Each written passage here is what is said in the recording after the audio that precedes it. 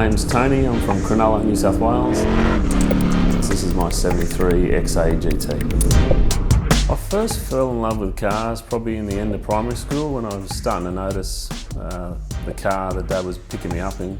You know, leaves the street sideways up the road. It's the thing your mum doesn't want to ever see happen, but as a kid, it's all you ever want. First car I owned was a Falcon XD. It was a true blue Dick Johnson look-alike. Had the big flare guards on it and the big roll cage and wide wheels and low, and had a 4-speed top loader in it. And it was a tough looking car, fat looking car, ugly looking car. Some of the cars that I've owned, I won't list them all, I've owned over 30 cars. I went through a phase of just any car that I liked, I'd tend to try and buy it and then own it for a short time and fix it up and enjoy that sort of process.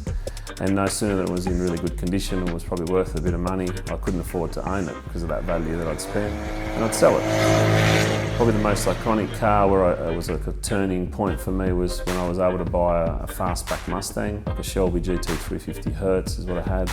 And that was probably the first car I owned that was getting closer towards what I ultimately wanted to have. Something that was fast, something that looked good, still was a tough car, was light enough that you could fry tyres and have a bit of fun with it. Yeah, I guess for Dad it was, he generally had a passion for it. Every afternoon was working on a different car, so that was my education on cars.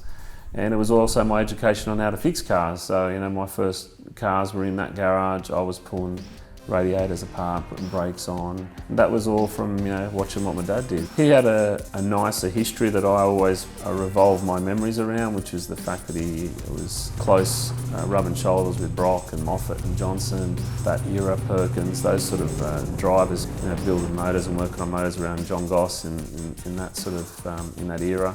And that's what led me to wanting to build this XA, because it was a car he'd owned, a car he'd raced, and I wanted to sort of relive that. So as a kid growing up, that was always my favourite car. When I first got the car, it come from Brisbane. It was white and black. It had a 80s Cobra sort of Bathurst look about it, which was appealing to me back when I was a kid, but not now. I like the factory look of the car. But it was a good, clean car, had no rust. The fortunate thing about owning lots of cars is you learn by all the mistakes you make and all the money you waste. So with this car it was a little bit easier. I just did the things that I wanted to do. Sent the car straight to a panel shop and stripped the car, got it painted in the colour combination like my dad's, so that we got back to factory colours. I went to West End Performance, Sam Fennick, and said I want to build a tough motor. I want it to be a high horsepower motor, and I wanted it to be a big block. Now, I know these things come out with 351s, and that's what they have from factory. Dad was in that drag scene, and he was in those days, if you wanted lots of power, you got a big block.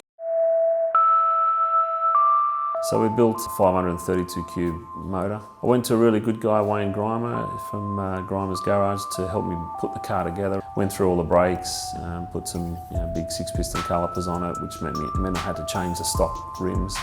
So that's what drove me to get the 20-inch Simmons into the car and shorten the rear end so I could get some nice big dish on the car and get a nice fat look from the rear end. That's the look that I've always sort of dreamt about as a kid and loved about those cars. And I got rid of the big Bathurst drop tank. I'm not a fan of that sort of look, but I've managed to put a custom tank in there from Bain Racing that still has that capacity, but it's nicely hidden under the car.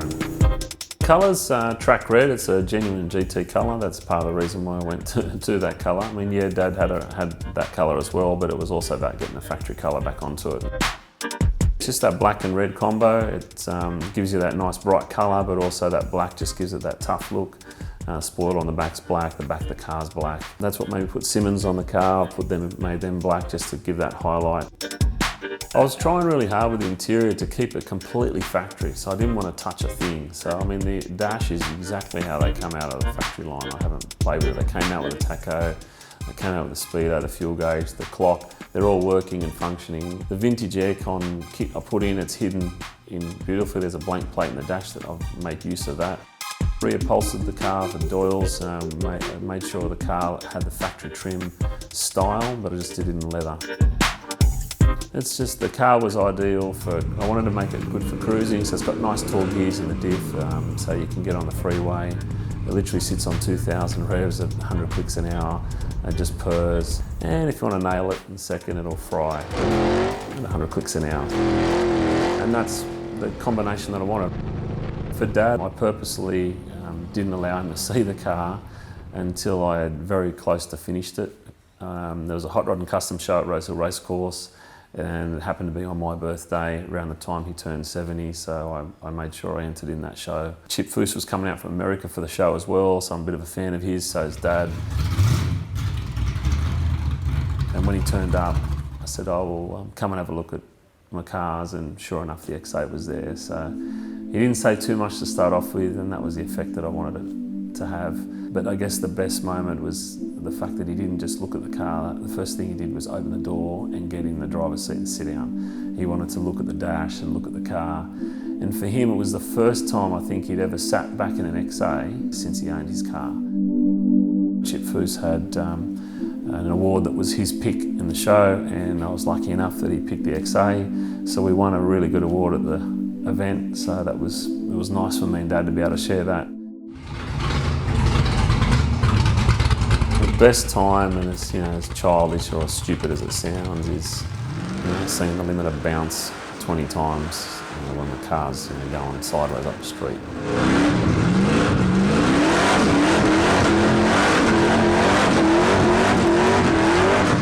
That's the best time for me. It's not for most or for some, but for me that's the best time. I don't really care. I wouldn't own one of these cars if I didn't drive it like that. I got a Dodge Charger, an RT Dodge Charger. It's an American muscle car. That car's more about me, where this is a bit more about my dad and what car I loved as a kid.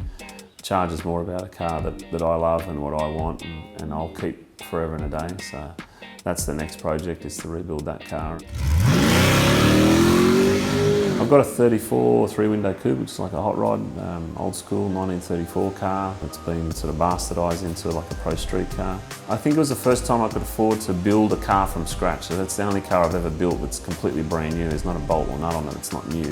So that was my first experience at just going all out, and because of that, I did exactly that. The reaction I get is actually really surprising. I mean, after building Outlaw, which was before this car, I assumed that it would gain the most attention, and that's just because of what was in my head about how crazy the car was. But this car gets more attention than all the cars and the bikes I've got. I think it's because it's an Aussie car, and people, we're in Australia, people love Australian muscle cars.